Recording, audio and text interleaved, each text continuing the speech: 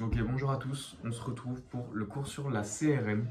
On est dans la suite du cours sur le cycle de Krebs, toujours dans la série des cours sur la PDH, le cycle de Krebs, la CRM et la TP synthase. C'est l'avant-dernier cours de la métabole mitochondriale. On est parti pour la CRM. Alors vous allez voir que ça va être un cours qui va être assez théorique, mais je vais essayer de bien vous expliquer, d'aller vite sur les parties qui sont répétitives parce qu'il y a beaucoup de répétitions. Mais par contre, c'est un cours que la prof aime beaucoup. Il y a eu 2 QCM sur la CRM l'an dernier. Pour vous donner un ordre de grandeur, il n'y en avait qu'un seul sur le cycle de Krebs. Mais ça va être un cours qui va être assez important et c'est souvent les mêmes choses qui vont retomber. Donc à la fin du cours, je vous fais un récap sur vraiment qu'est-ce qu'il y a de plus important pour l'examen. Donc on est parti, d'abord on vous donne le contexte. Après avoir vu la PDH et le cycle de Krebs, donc comme je vous ai dit, on va s'intéresser à la CRM. Donc le but de la CRM, c'est de réoxyder les coenzymes, rappelez-vous, qui ont été réduits pendant le cycle de Krebs. Donc pendant les cycles de Krebs, on a généré des NADH, des FADH2, tout ça. Et maintenant, on veut les réoxyder. Et donc ça va être un processus qui est mitochondrial, vu que le cycle de Krebs se passe dans la mitochondrie, ces coenzymes ils vont être libérés dans la matrice mitochondriale. Mais il faut savoir que ces coenzymes, donc le NADH+, plus H+, et le FADH2, ils viennent pas forcément du cycle de Krebs. Ils peuvent venir, par exemple, vous l'avez vu dans la glycolyse, donc ils peuvent venir d'en dehors de la mitochondrie, ils peuvent venir du cytoplasme.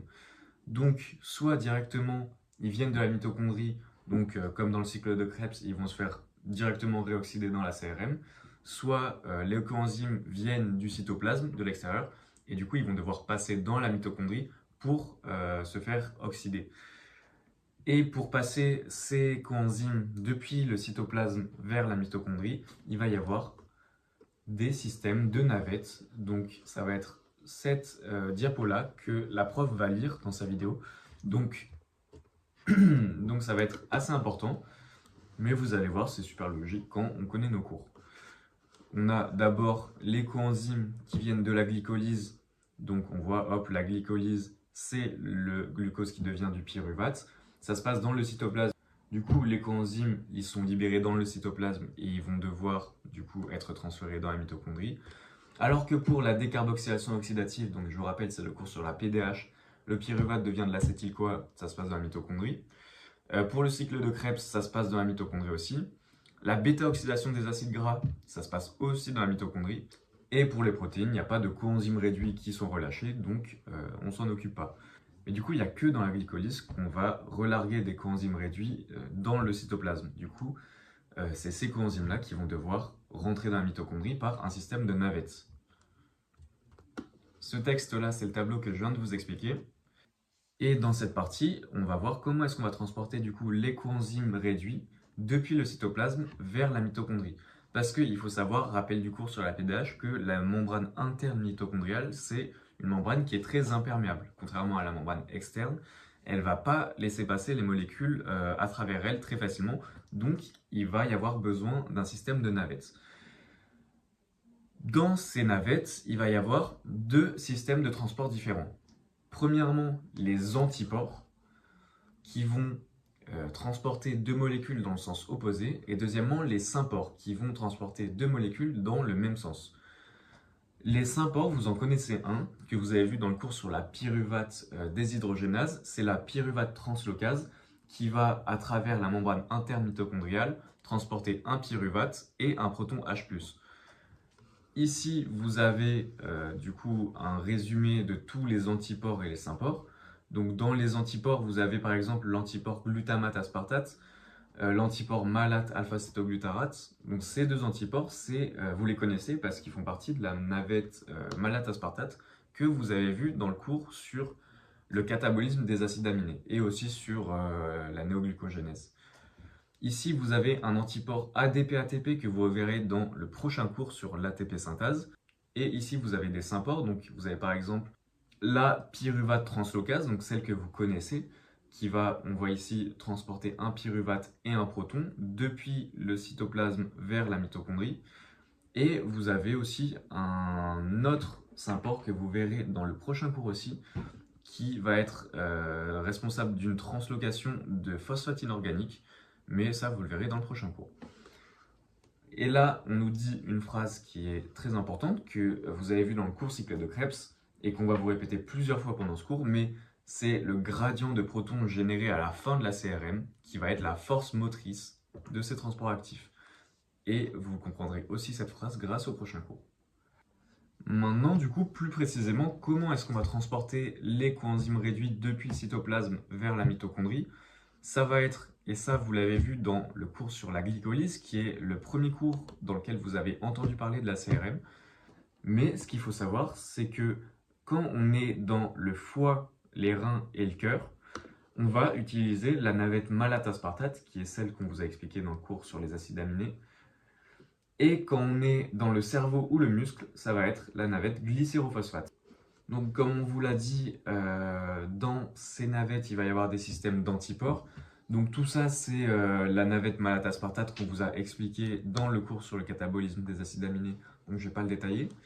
Mais au niveau du transport de l'ADP et de l'ATP, ce qui va être important et que vous verrez aussi dans le prochain cours, c'est que l'ADP va être très important pour pouvoir synthétiser de l'ATP. Parce qu'on ne synthétise pas de l'ATP à partir de rien. Ce qui va se passer, c'est qu'on va utiliser de l'ADP, on va le mélanger avec un phosphate inorganique, et là, ça va faire de l'ATP. Et ça va se faire dans la mitochondrie, vous le verrez au prochain cours. Mais ce qui est important, c'est que l'ADP, il va falloir le faire passer du cytoplasme vers la mitochondrie pour qu'il puisse se faire transformer en ATP. Et l'ATP, lui, qui vient de se faire synthétiser dans la mitochondrie, il va falloir le sortir de la mitochondrie pour qu'il puisse être utile. Donc, il va y avoir un système d'échangeur ATP-ADP dans lequel l'ADP va rentrer dans la mitochondrie pour se faire transformer en ATP et l'ATP va sortir de la mitochondrie pour aller dans le cytoplasme et être utile à plusieurs réactions. Et ça va nécessiter un antipore. Mais vous le verrez dans le prochain cours. Et dernier détail, la navette glycérophosphate, donc comme on vous l'a dit, elle était dans le cerveau et les muscles, et elle ne va pas utiliser le NADH plus H+, mais elle va utiliser plutôt le FADH2. Et ça, on vous le dit aussi dans le cours sur la glycolyse. Donc maintenant qu'on a vu cette grande vue d'ensemble, maintenant le principe général de la CRM, donc comme on vous l'a dit, ça va être de réoxyder les coenzymes qui sont sous forme réduite, donc les NADH plus H+, et FADH2, dans le but de faire de l'ATP. Alors, ça va être une réaction qui va se passer dans toutes les cellules qui contiennent des mitochondries, donc évidemment pas dans les érythrocytes. Les érythrocytes, c'est les globules rouges n'ont pas de mitochondries, donc ça va se faire dans toutes les cellules qui ont des mitochondries. Et ça va être un processus qui va se faire en différentes étapes. Plus précisément, il va y avoir 4 étapes dans la CRM. Et après la CRM, il va y avoir l'intervention d'une enzyme qui va être l'ATP synthase. Et l'ATP synthase, ça va être le dernier cours sur la métabomitochondriale. Donc ça va vraiment être la dernière étape. Et ATP synthase, c'est, on l'a dans le nom, ATP synthase, ça synthétise de l'ATP. Ça va être l'enzyme qui va faire l'ATP. Donc là, la CRM, en gros, imaginez la CRM comme l'usine, comme le moteur pour l'ATP synthase. La CRM, elle va apporter l'énergie pour faire fonctionner l'ATP synthase. Et l'ATP synthase, c'est elle qui va synthétiser notre ATP. Ici, on vous répète que les molécules vont être dégradées en pyruvate, en acétyl-CoA. Ça va générer des coenzymes réduits. Donc, on est encore dans de la répétition. Et donc, ces coenzymes vont se faire réoxyder au niveau de la CRM grâce au transport d'électrons. Et ça va permettre la synthèse d'ATP. Donc, on est encore dans de la répétition. Donc, on vous le répète encore, ça va générer du NAD+, et du FAD. Donc, c'est les coenzymes sous forme oxydée. Et ces oxydations, elles vont être coupées à la dernière réaction de la CRM, qui sera l'étape 4, qui sera la phosphorylation oxydative. Et bien tout ça, ça va générer de l'énergie, et c'est ça qui va donner la force nécessaire pour faire de l'ATP. Et la phrase importante à retenir qu'on va répéter plusieurs fois dans ce cours, c'est que l'oxygène, ça va être l'accepteur final des électrons qui vont être transportés dans la CRM. Donc là, on voit sur ce petit schéma qu'on a les coenzymes réduits qui, hop, vont se faire oxyder. Il va y avoir un mécanisme de conversion d'énergie, donc l'énergie va servir pour, hop, fabriquer de l'ATP à partir d'ADP. Ici, ça va être la dernière étape de la CRM qu'on verra du coup tout à l'heure. Mais on voit qu'une demi-molécule d'O2 plus 2 électrons plus 2 protons, ça va faire une molécule d'eau. Et pourquoi on écrit une demi-molécule de dioxygène et pas tout simplement un atome d'oxygène? Je pense tout simplement parce que dans le corps, on n'a pas un atome d'oxygène qui va se balader comme ça. On va plutôt avoir du dioxygène et c'est pour ça qu'on met un demi-dioxygène. Mais c'est vraiment pas important. Donc évidemment, la phosphorylation oxydative, ça va être uniquement en conditions aérobie, vu que ça se passe dans les mitochondries. Et c'est ce qu'on va appeler la respiration cellulaire. Donc, le transport d'électrons, il va se faire vers l'oxygène, comme on vous l'a dit, et ça va faire intervenir des couples redox. Donc, ça va être des rappels de peut-être première ou terminale en physique-chimie, mais on va faire des réactions d'oxydoréduction. Et cette fois-ci avec des électrons. Donc tout ça va se passer au sein de la membrane interne de la mitochondrie. Et on répète, mais les protons vont s'accumuler au niveau de l'espace intermembranaire. Ça va générer un gradient électrochimique, donc ça c'est un rappel de physio. Et ce gradient, il va être exploité pour produire de l'ATP. C'est une phrase qui est super importante et qu'on vous a répété plusieurs fois et qu'on va encore vous répéter. Ici, on vous explique un peu comment ça marche une réaction d'oxydoréduction, donc on va quand même détailler. Mais voilà, on a deux atomes, l'atome A et l'atome B. L'atome A, il a deux électrons. Il est sous sa forme réduite parce qu'il a ses électrons. L'atome B, lui, il n'a pas d'électrons, il est sous sa forme oxydée. Ce qui va se passer, c'est que l'atome A, il va donner ses deux électrons à l'atome B. Donc l'atome A, lui, qui était sous forme réduite, va perdre ses deux électrons. Hop, il va devenir cet atome-là sous forme oxydée. Donc on dit que le A s'est fait oxyder, il a perdu des électrons. Tandis que l'atome B, lui, qui est sous forme oxydée, il récupère les électrons de l'atome A. Il va devenir l'atome B avec deux électrons, il va être réduit. Ça, c'est la réaction d'oxydoréduction. Et le détail qu'on vous rajoute, c'est que les électrons, ils vont avoir tendance à aller vers l'atome qui a le potentiel redox le plus fort. Donc ici, l'atome B a le potentiel redox le plus fort, donc l'atome A va lui transférer ses électrons. Ici, on vous répète tout ce que j'ai dit en vous redisant que l'oxygène, ça va être l'accepteur final de toutes ces réactions. Donc en fait, ça va être un enchaînement de réactions d'oxydoréduction, la CRM, on va le voir tout à l'heure. Et au final, la dernière molécule qui va accepter des électrons, ça va être l'oxygène. Ici, on a une équation que vous pouvez apprendre, qui n'est pas très dure à retenir, mais vous inquiétez pas, il n'y aura pas de calcul en biochimie, vous n'aurez pas besoin de vous servir de l'équation. Je dirais quand même de l'apprendre, en plus elle n'est pas très compliquée, mais vous inquiétez pas, vous n'aurez pas de calcul en biochimie. C'est l'équation qui va montrer le transfert d'énergie qui va être créé lors du transfert d'électrons. Elle va dépendre, du coup, on vous dit, du nombre d'électrons transférés. Donc si on va, par exemple, si on transfère 2 électrons comme dans notre exemple, ça va être multiplié par -2, d'une constante qui est la constante de Faraday, et de la différence de potentiel entre l'accepteur et le receveur d'électrons. Mais voilà, vous pouvez l'apprendre, mais vous n'aurez pas de calcul à faire dessus. Donc on vous le répète, les donneurs d'électrons et de protons, hein, il va y avoir les deux, parce qu'on commence avec des NADH plus H+, et des FADH2, et on termine avec des NAD+, et des FAD. Donc ça va donner des électrons et des protons. Donc ces donneurs, ça va être les coenzymes, et l'accepteur final, on vous le répète encore une fois, ça va être la molécule d'oxygène.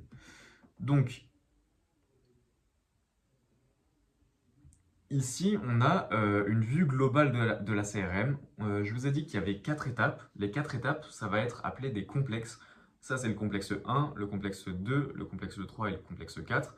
C'est une grande vue globale qu'on verra en détail tout à l'heure. Je suis de retour après un petit problème technique, mais on est reparti. Donc, on disait que la CRM a lieu dans la membrane mitochondriale interne. Donc, globalement, dans les cours sur la bioche mitochondriale, il ne se passe pas grand-chose dans la membrane externe. Elle est très perméable, c'est tout ce qu'il faut savoir. Et tout ce qui se passe, c'est souvent dans la membrane interne.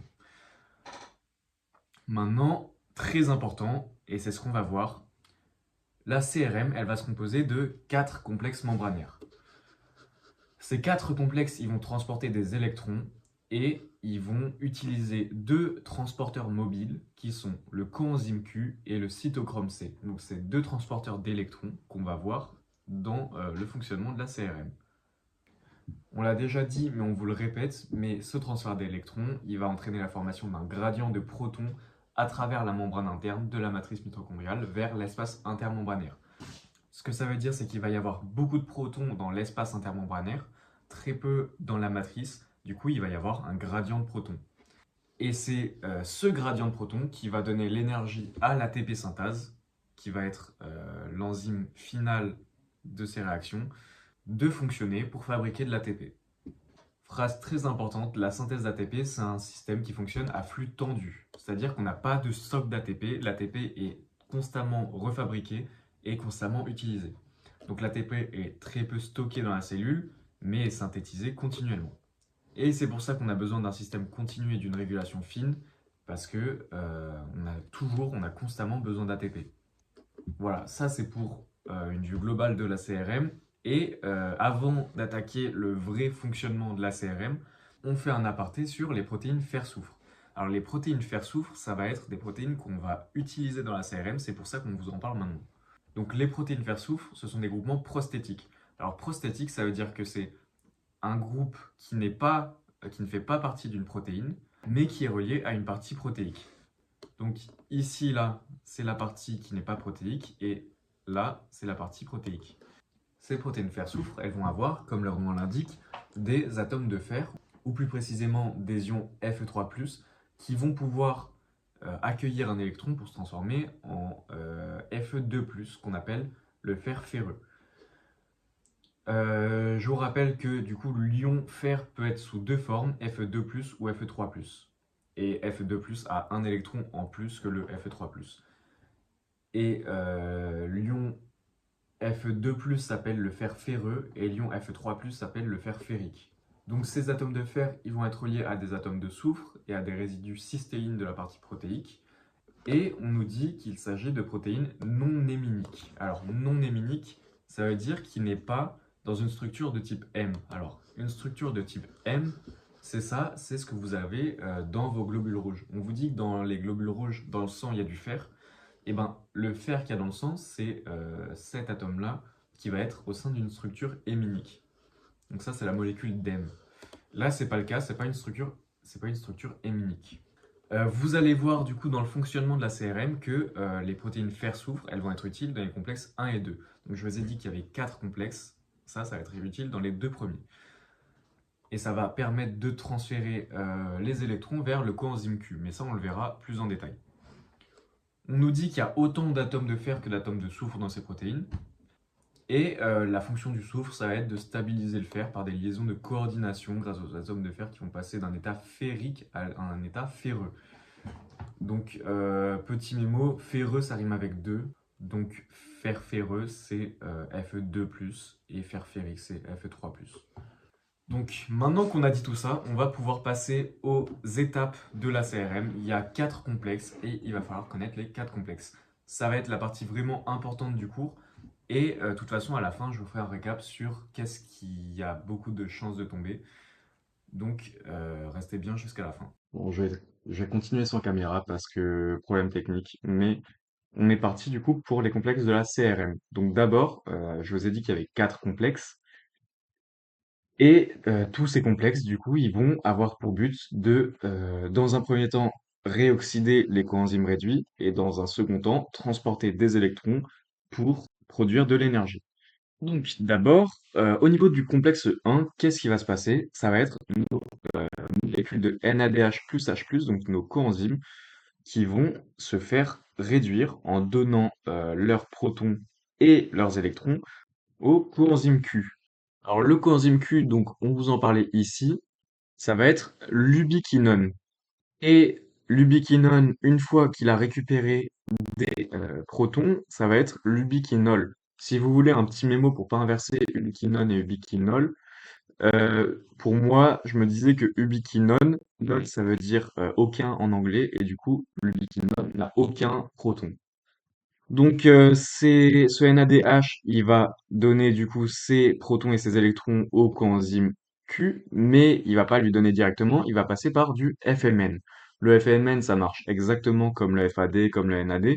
Ça va, hop, voler deux protons et 2 électrons au NADH plus H+, et ça va les passer au coenzyme Q via la fameuse protéine fer soufre dont on a parlé tout à l'heure. Maintenant, ce qui est important à savoir, du coup, ça va être tout ce qu'on voit ici, là, tout ce que je vous entoure, c'est que la protéine va avoir de 16 à 25 chaînes.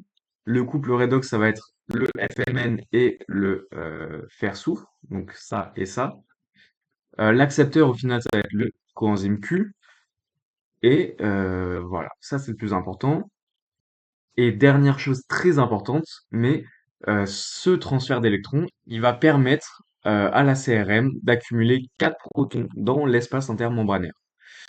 On nous dit aussi que la protéine a une forme de L, hop, vous la voyez ici, tac, ça a une forme de L, et elle a une grosse partie, donc ici, tac, qui se trouve dans la matrice mitochondriale. Là, hop, ici, c'est la matrice, et ici, c'est l'espace intermembranaire.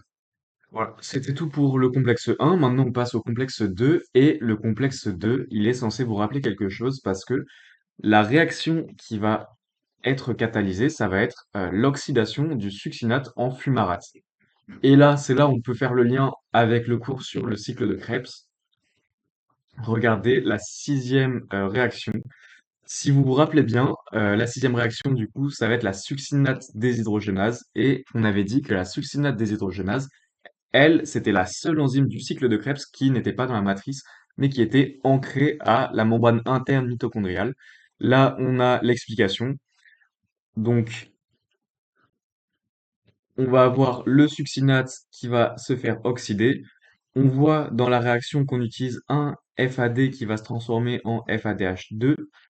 C'est bien ce qu'on voit dans la réaction du cycle de Krebs. Et c'est pour ça que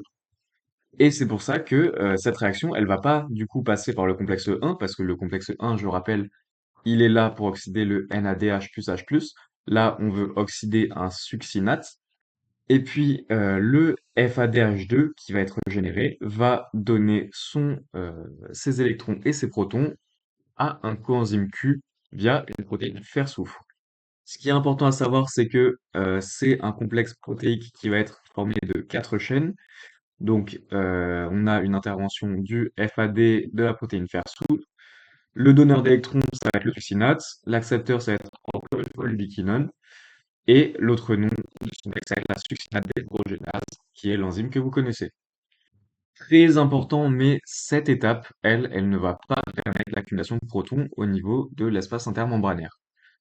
Donc là, c'était un peu la première partie de la CRM, et maintenant qu'on a réduit nos deux coenzymes Q, et ben ces coenzymes Q, donc ces ubiquinols, maintenant qu'ils sont réduits, ils vont pouvoir aller vers le complexe 3. Avant d'arriver au complexe 3, on vous donne un petit détail sur la bêta-oxydation. On vous dit que la première étape de la bêta-oxydation des acides gras, elle va être catalysée par l'acyle-CoA déshydrogénase qui va générer du FADH2. Donc, déduit que le FADH2, il va aller dans le complexe 2 de la CRM. Et il y a aussi le glycérol 3P formé dans la glycolyse qui va céder ses électrons après transformation en DHAP. Ça, on vous l'a détaillé aussi dans le cours sur la glycolyse. Si vous regardez dans la partie sur les navettes, on voit cette réaction dans le cours sur la glycolyse. Donc, au final, on voit qu'il y a deux portes d'entrée. Ça, c'est pas dans le cours, c'est pour vous expliquer. Il y a deux portes d'entrée dans la CRM. Vous avez soit le complexe 1, donc ici, qui va être la porte d'entrée via le NADH plus H+, soit le complexe 2, donc ça va être toutes les réactions qui vont utiliser du FADH2. Donc par exemple, celle qu'on a vue, le succinate qui devient du fumarate, on a vu que ça a utilisé du FADH2, donc ça va être une porte d'entrée via le complexe 2. On a le glisseur 3P qui va devenir du DHAP. Il y a encore une fois intervention de FADH2, donc ça va être encore une porte d'entrée via le complexe 2. Et l'acyle-CoA déshydrogénase qui va encore une fois utiliser du FADH2 qui va pouvoir rentrer dans la CRM via le complexe 2. Donc, au final, vous voyez, c'est super, on peut faire le lien entre plein de cours de bioche. C'est pour ça qu'il faut voir vraiment la matière comme un tout. Même, j'ai regardé il y a pas longtemps les annales, la prof aime beaucoup mélanger plusieurs cours dans un même QCM. Donc, c'est pour ça qu'il faut voir la bioche comme un tout plutôt que des cours séparés. Maintenant, complexe 3, du coup, on a nos coenzymes Q, donc nos ubiquinols qui arrivent au niveau du complexe 3 et ces coenzymes Q, ils vont donner leurs protons au cytochrome C. Donc le cytochrome C, c'est ce dont on avait parlé juste avant d'attaquer la CRM. Donc ce complexe, il va s'appeler l'ubiquinone cytochrome C réductase, composé de 8 chaînes protéiques. Hop, ici. Les couples redox, ça va être un cytochrome B et un cytochrome C1. Donc là, il va y avoir un petit transfert d'électrons euh, qu'on va vous expliquer juste après. Ça va être un peu technique, mais au final, c'est assez simple. Donc ce qui va se passer, c'est que le coenzyme Q qui a deux électrons, il va se débarrasser de ces deux électrons en mettant un sur le cytochrome C1 et un sur le cytochrome B. Donc on va se retrouver dans cette configuration. Puis celui qui est sur le C1 va directement aller sur le cytochrome C, parce qu'il peut en recevoir un seul à la fois. Et une fois que l'électron de C1 sera allé sur le cytochrome C, l'électron qui est sur le cytochrome B va pouvoir passer sur celui de C1 à son tour. Tac, on va être dans cette configuration-là. Ensuite, le cytochrome C va pouvoir, hop, envoyer son électron vers le complexe 4 de la CRM et il va pouvoir accueillir le deuxième électron qui était sur le C1 et qui attendait son tour. Voilà. Et ensuite, une fois qu'il l'a accueilli, il va pouvoir, hop, l'envoyer directement vers le complexe 4. Voilà. J'espère que vous avez bien compris.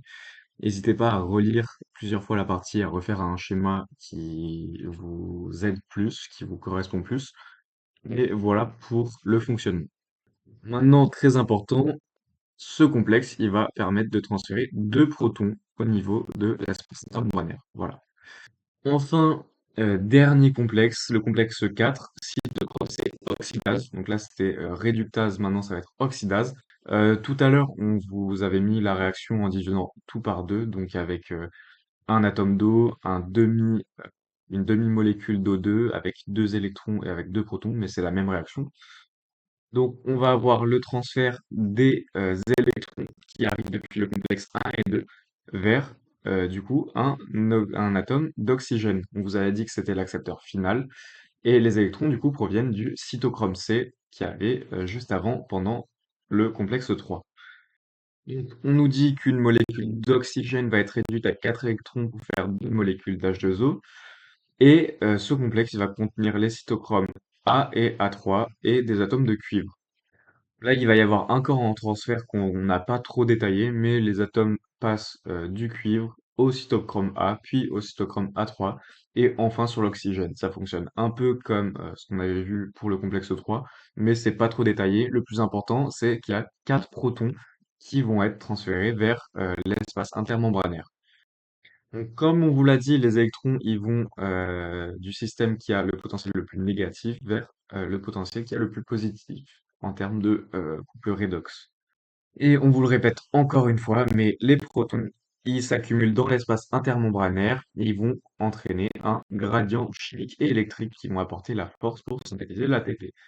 Je crois que c'est la troisième fois qu'on le dit, donc vous voyez, c'est très important.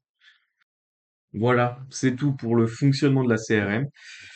C'était peut-être un peu compliqué, mais n'hésitez pas à revoir la vidéo plusieurs fois, à refaire la fiche autant que vous voulez.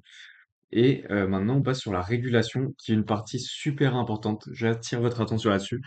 Ça tombe à peu près tous les ans. Quels sont les inhibiteurs? Donc, on va les faire un par un.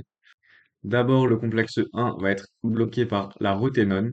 Le complexe 2 n'a pas d'inhibiteur. Le complexe 3, ça va être l'antimycine A. Le complexe 4, ça va être le cyanure et le monoxyde de carbone. Si vous voulez des petits mémos que je viens de vous trouver à l'instant, mais roténone, ça finit par one, donc c'est le complexe 1. Le complexe 3, c'est bloqué par l'antimycine A, donc 3A, ça rime presque, mais écoutez, on fait comme on peut pour les mémos.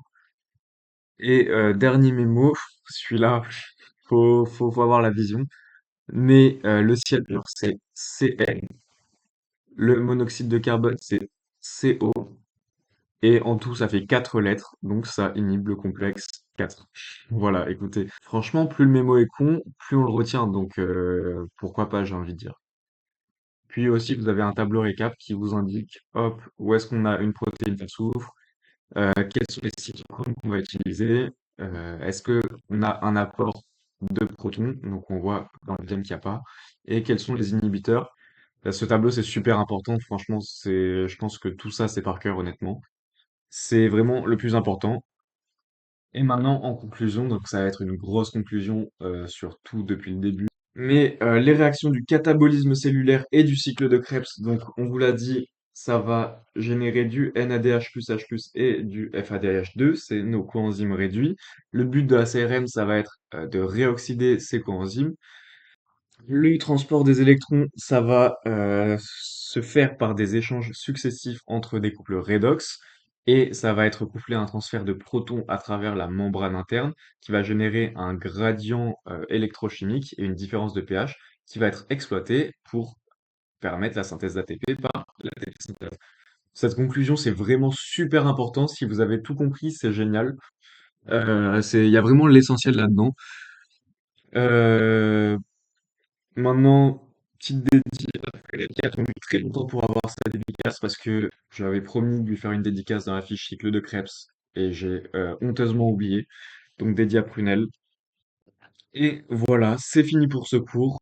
C'est peut-être un peu compliqué à comprendre dès le début, mais n'hésitez pas à revoir plusieurs fois la vidéo, à relire plusieurs fois la fiche. Là, la version que vous voyez, c'est pas la version finale. Je vous ai fait la vidéo avant de découvrir la fiche et tout. Il me reste plus qu'à vous souhaiter un bon courage dans vos révisions et on se voit bientôt pour l'ATP synthèse. Allez, bon courage!